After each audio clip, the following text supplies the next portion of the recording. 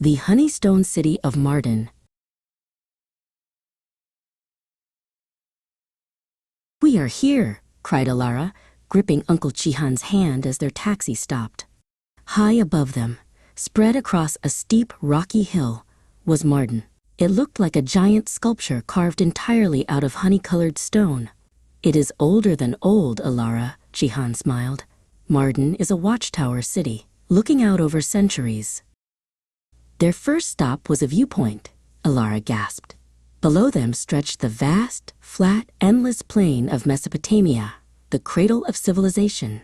"Mardin sits right where the mountain meets the desert," Cihan explained.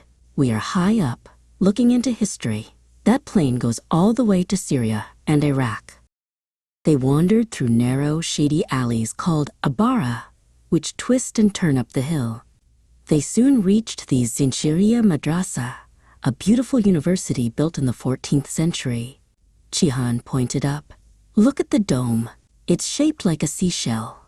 The famous scientist, astronomer Al-Jazari, might have taught near here." "But where does the water go?" Alara asked, pausing at a beautiful courtyard. They had moved to the Kasimiye Madrasa, perched at the edge of the city. This 15th century school had a fountain designed to show the circle of life, starting high and flowing down into a final pool. "The water flows down through 3 pools, representing birth, life, and old age," Cihan whispered. "And the last pool? It symbolizes passing away. But the water still evaporates into the sky, ready to rain again, showing that life never truly ends." After history, it was time for treasure. Mardin is famous for its silver filigree work, called telkari.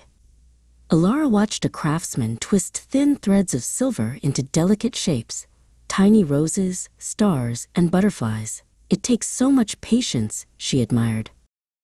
All that walking made them hungry. They tried sembusek, a delicious crescent-shaped flatbread filled with spicy ground meat, and Mardin kebab, savory and smoky. Cihan made sure they saved room for traditional dark, earthy Syriani coffee. As the afternoon wore on, Cihan told Alara about the city's heart. "Mardin is special because people of different faiths have lived together here for thousands of years. You might hear Turkish, Arabic, Kurdish, and even Aramaic spoken on the street." The shadows grew long, painting the stone city in deep oranges and purples. Alara stood still as the evening call to prayer echoed from the minarets, bouncing off the ancient walls. Mardin seemed to whisper stories from the deep past. "Mardin feels like a secret, Cihan," Alara sighed. Cihan squeezed her shoulder. "It is a secret kept safe by the stone, my dear. A secret of history, spice, silver, and sun. And now, it is a secret you share too."